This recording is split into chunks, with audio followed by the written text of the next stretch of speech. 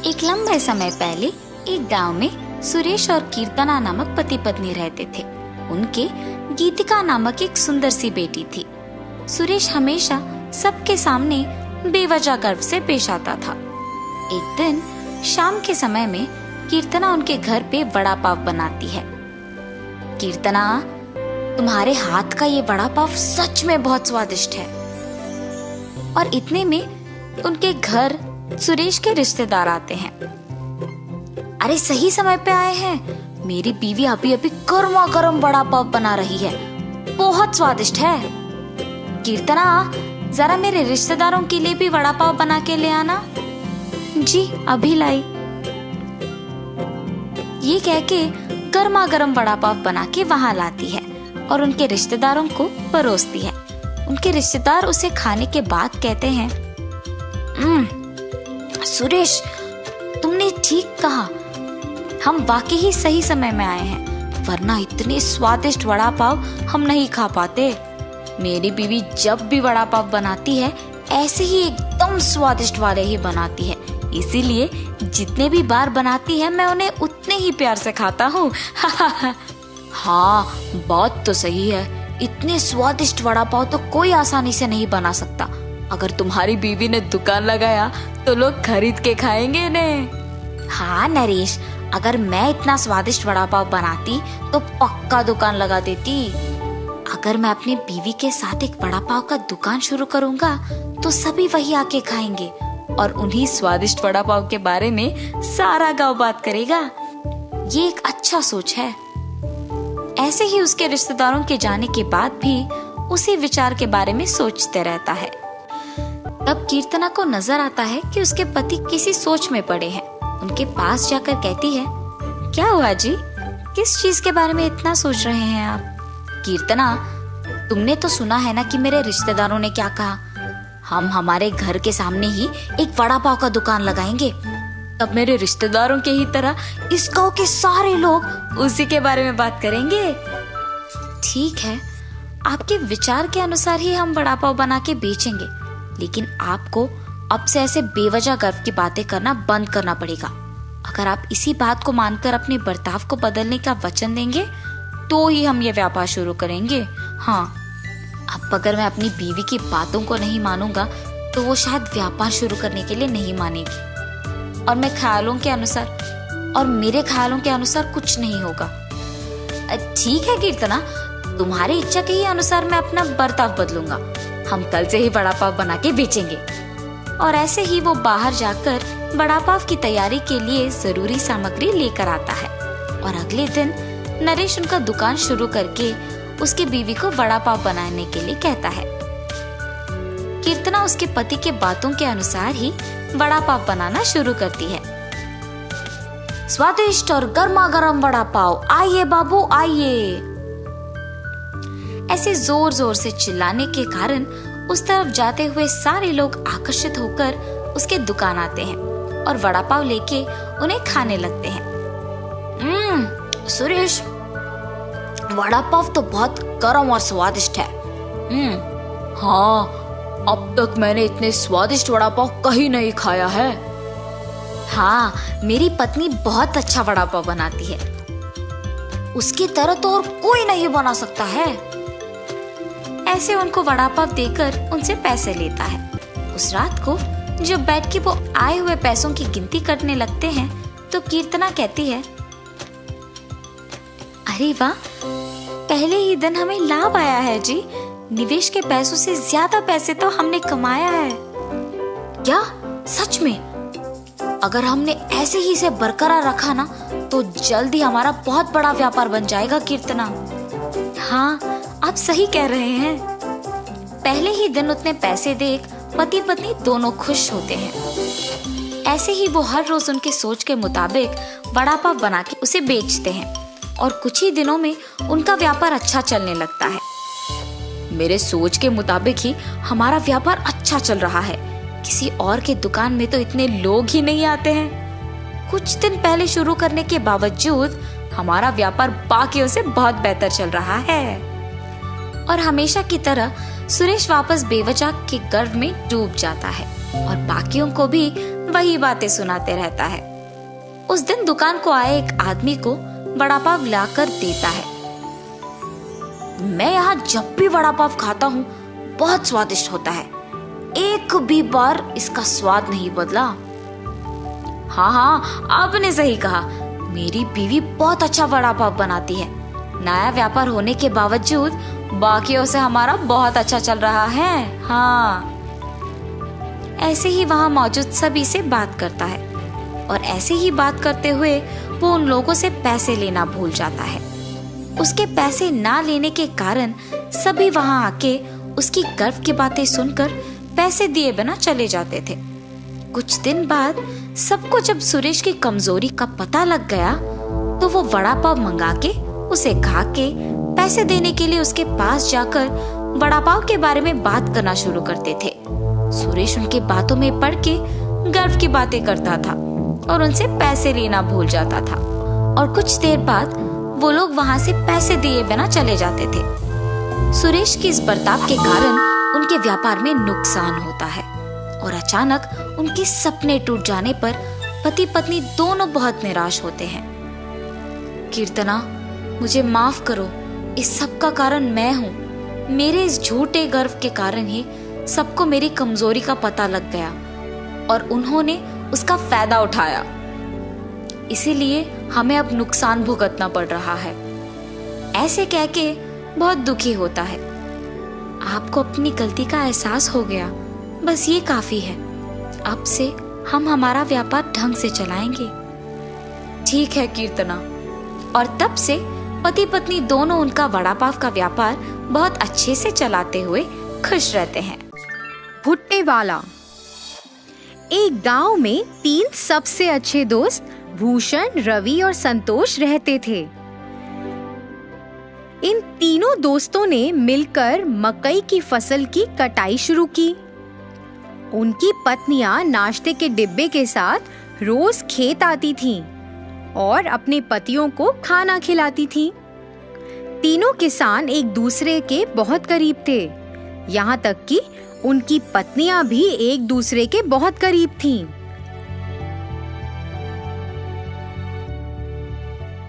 तीनों ने बहुत मेहनत की और बदले में उन्हें बहुत अच्छी फसल मिली। इसके साथ वे गांव के बाजार में मकई बेचने लगे।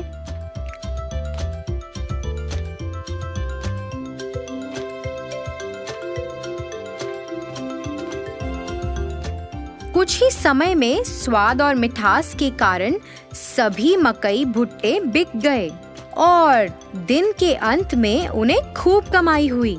उन्हें जो भी मुनाफा मिलता था वह उस पैसे को अपनी पत्नियों को भविष्य में उपयोग के लिए दे देते थे। उन 3 दोस्तों के लिए फसल काटना, खेत में देखभाल करना। तीनों किसान अपनी दिनचर्या में व्यस्त हो गए। उनकी पत्नियां अपने दैनिक घरेलू कामों को पूरा करती थीं और एक साथ एक जगह बैठकर फिर गपशप करती थीं। फिर एक दिन रवि और संतोष की पत्नी आपस में बैठकर बातें कर रहे थे। फिर भूषण की पत्नी अपने गले में एक बहुत लंबी सोने की माला पहनकर आश्चर्यजनक तरीके से उनके पास आई। अन्य 2 महिलाएं उस लंबी सोने की माला को देखकर आकर्षित हुईं और वो भी वैसी माला खरीदना चाहती थीं।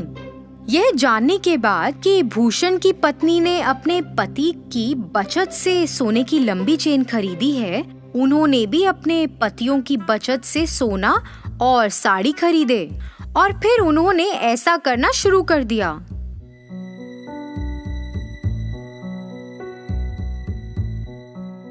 पतियों ने अपनी पत्नियों को सोने की माला और महंगी साड़ी पहने देखा और उनसे इसके बारे में पूछा। ऐसा बेफजूल खर्च पर पैसा बर्बाद करने के कारण वह सभी अपनी पत्नियों से नाराज थे और तीनों गुस्से में घर से निकल गए और सीधे खेत में आ गए। तीनों ने इस पर चर्चा की। वह उन्हें सबक सिखाना चाहते थे।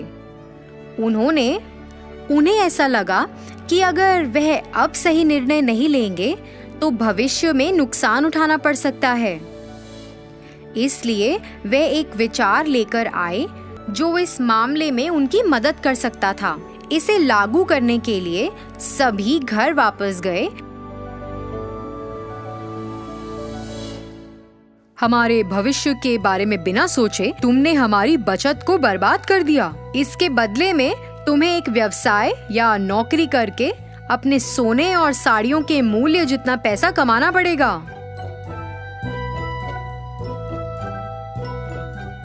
तुम तीनों आपस में फैसला करो कि इतनी बड़ी रकम कैसे कमाओगे और हमें अपना अंतिम फैसला सुनाओ।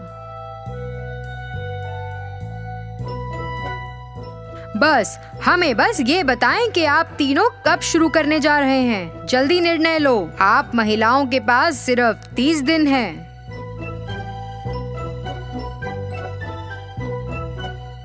तीनों अपनी पत्नियों को समझाकर घर से निकले। उसके बाद तीनों पत्नियां अपने सामान्य स्थान पर मिली। 30 दिनों में इतनी बड़ी कमाई कैसे संभव है? इतनी बड़ी रकम कमाने के लिए हमें ऐसा व्यवसाय शुरू करना होगा जो इस गांव में अभी तक नहीं है। यह क्या व्यवसाय हो सकता है? तीनों ने खूब चर्चा की।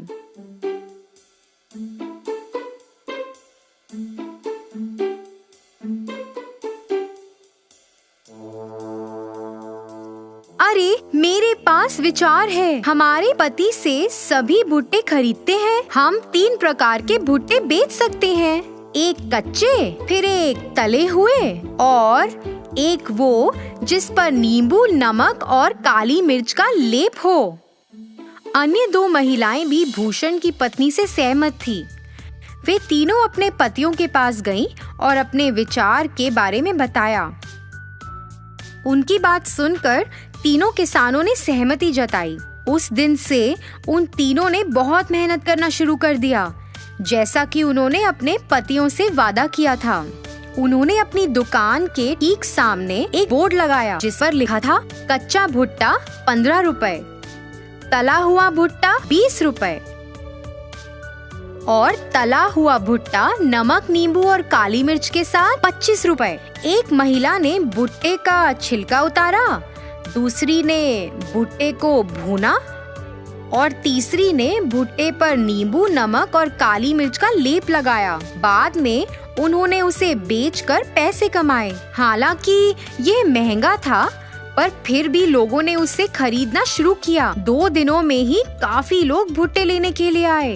उस मीठे रसीले भुट्टे के लिए लोग लंबी कतार में खड़े होकर इंतजार कर रहे थे। दिन के अंत में उन्होंने भुट्टे बेचकर 6,000 रुपए कमाए। इसी तरह से यह 30 दिनों तक जारी रहा और उन्होंने लगभग 1,80,000 रुपए कमाए। 31वें दिन वे तीनों अपने व्यवसाय से कमाए हुए पैसे लेकर अपने पतियों के पास गईं। पैसे वापस देने के बाद उन्होंने अपने पतियों से वादा किया कि वह अपने व्यवसाय को जारी रखेंगी और कड़ी मेहनत करेंगी। इसी तरह तीनों महिलाओं को पैसों और मेहनत का मूल्य पता चला। उन्हें अपनी गलती का एहसास हुआ। उन्होंने पहले की गई गलती को कभी नहीं दोहराया। उन्होंने अपने पतियों के काम में हाथ भी बटाया। बहुत सारी कमाई के साथ वे नाम और प्रसिद्धि के साथ खुशी से रहते थे।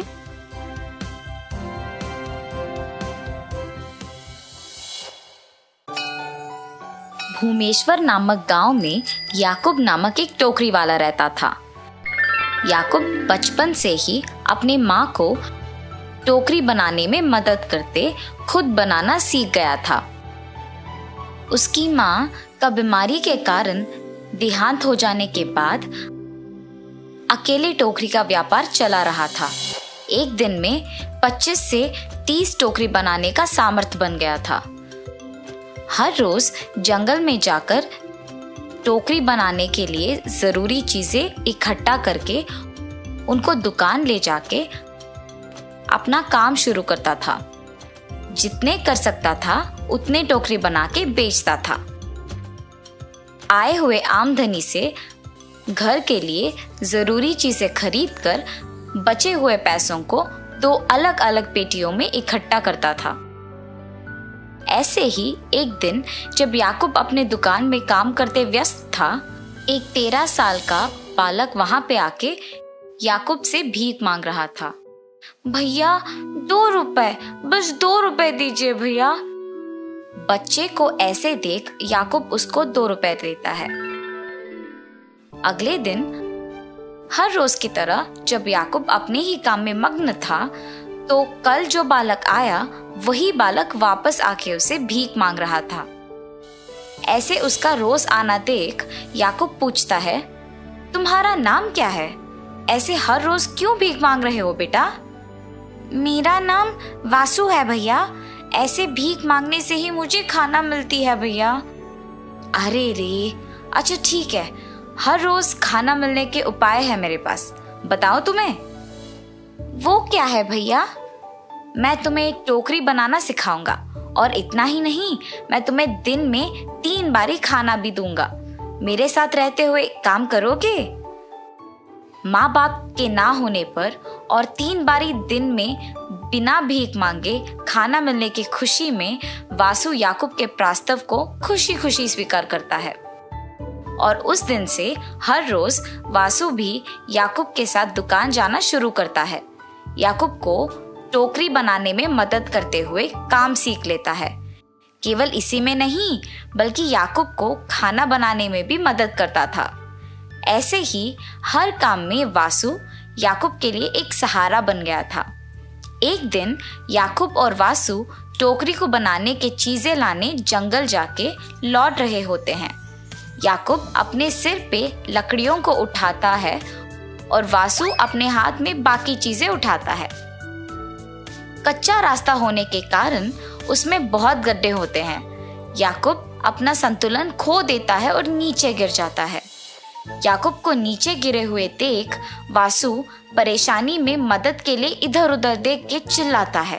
एक रिक्शा मिलने पर उसमें याकूब को अस्पताल ले जाता है।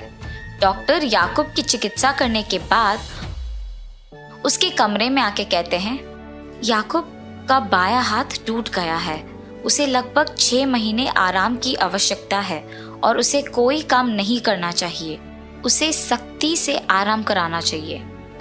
याकूब को हॉस्पिटल से लेके आने के दिन से हर रोज वासु उसका बहुत ख्याल रखता था और भगवान से प्रार्थना करता था कि याकूब जल्दी से ठीक हो जाए।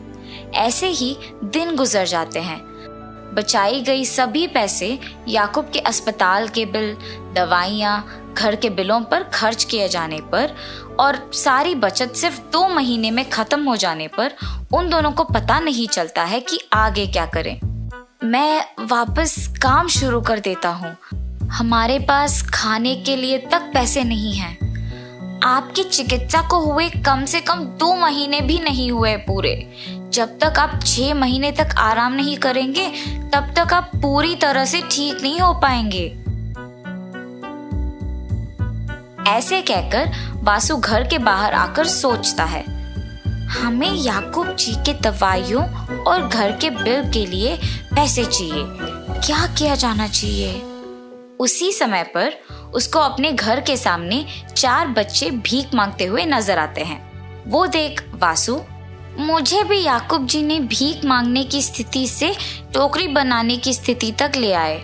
उसी तरह मैं इन बच्चों को टोकरी बनाना सिखाऊंगा और इनका मदद करूंगा।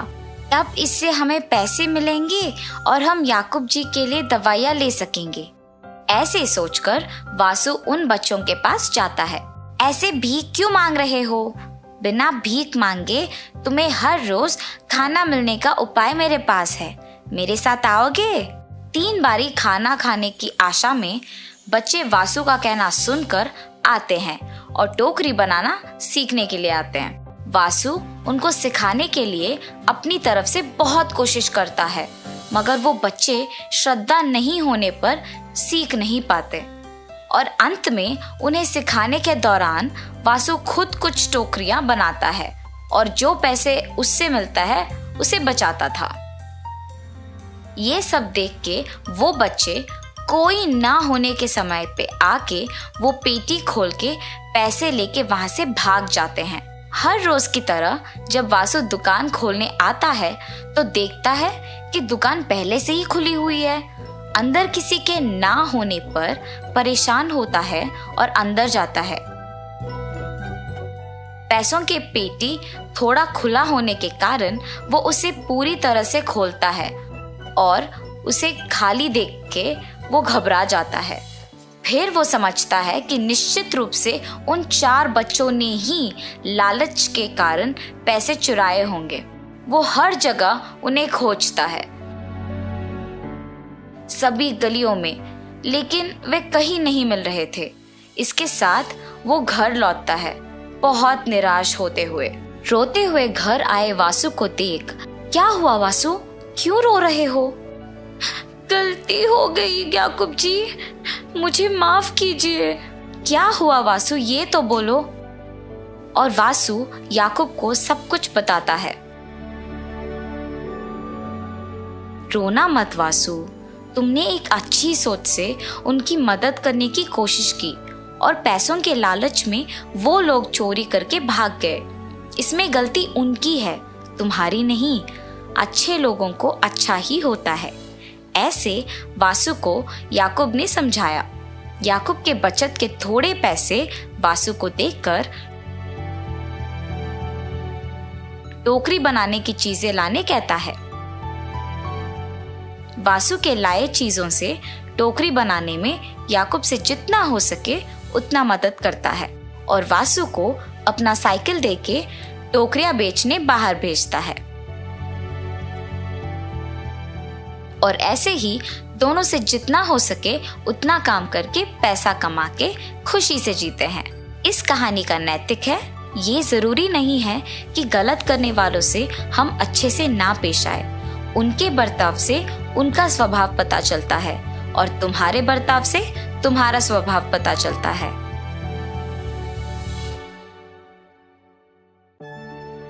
नंदेश्वर नामक एक गांव में रहता था एक आदमी किशन नामक। किशन सब्जी बेचकर अपनी रोजी रोटी कमाता था।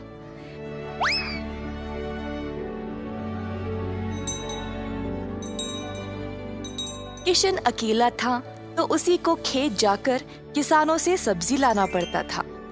अपनी मेहनत की कमाई किशन बहुत संभाल कर जमा करता था, परंतु किशन अपनी कमाई से संतुष्ट नहीं था और कुछ अच्छा और बड़ा करना चाहता था। एक दिन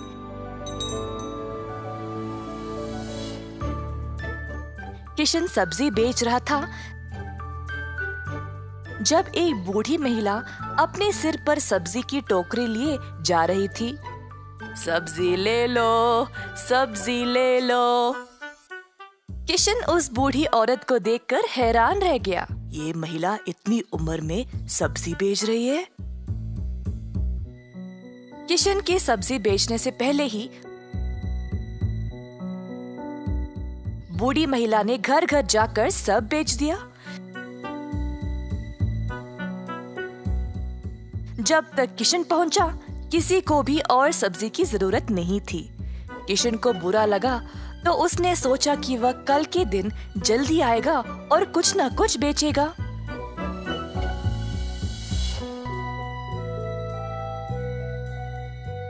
परंतु अगले दिन भी वही हुआ। कुछ दिन बीत गए और किशन जानना चाहता था कि यह बूढ़ी महिला इतनी जल्दी सब्जी कैसे बेच रही थी, तो वह उसका पीछा करने लगा। बूढ़ी महिला को पता चल गया और फिर उसने मुड़कर किशन से पूछा, बेटा, तुम मेरा पीछा क्यों कर रहे हो? क्या जानना चाहते हो? आओ पूछो मुझे माफ करिएगा, पर मैं हैरान हूँ ये देखकर कि आप सब्जी हर रोज इतना जल्दी जल्दी कैसे बेच रही है। कुछ दिनों से मैं कुछ भी नहीं बेच पाया और मुझे पता नहीं मैं क्या करूँ। मैं तो कई सालों से सब्जी बेच रही हूँ बेटा, और मैं इस काम से कभी नहीं थकती हूँ। तो बेटा, तुम रोज क्या करते हो? मैं किसानों के पास से सब्जी लेता हूँ और फिर गांव में आकर बेचता हूँ। जो भी कमाई है उससे अपना गुजारा करता हूँ। अब आपकी वजह से कई दिनों से मैंने कुछ भी नहीं कमाया। किसानों से सब्जी क्यों लेते हो? खुद की सब्जी क्यों नहीं उगाते? मुझे मदद के लिए कोई नहीं है। मैं एक छोटी सी झोंपड़ी में रहता हूँ और मेरे पास कोई जमीन भी नहीं है खेती बाड़ी करने के लिए। तुम्हें कोई बड़ी जमीन की जरूरत नहीं है। अपने घर के इर्द गिर्द जितनी भी जगह है उसमें ही तुम सब्जी उगाना शुरू करो। मुझे ये बोलने के लिए बहुत शुक्रिया अम्मा। अब केवल उगाना ही नहीं, अच्छे उर्वरक का उपयोग भी करना, तब तुम्हारी फसल अच्छी होगी। किसान सीधा घर गया और अपने घर के चारों ओर बीज बोने लगा। उसने थोड़ी सी भी जगह जाया होने नहीं दी। उसने जड़ खाने वाले सब्जियां, झाड़ियां, लताओं को बोया। कुछ हफ्तों बाद उसके सब्जियां अच्छे से उगने लगे। किशन ने उनको उखाड़ा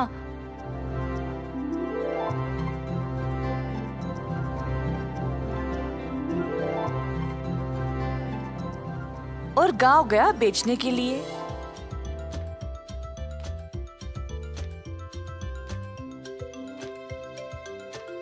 दिन पे दिन किशन को और सब्जी उगने लगी। वह अच्छा पैसा कमाने लगा और सब कुछ जमा करके उसने अपने लिए खेती करने एक जमीन का टुकड़ा खरीदा। किशन अब खेती बाड़ी करने लगा और उसकी फसल अच्छी खासी निकलने लगी। जल्द उसने एक सब्जी की दुकान खोल ली, कई तरह के सब्जियों के साथ।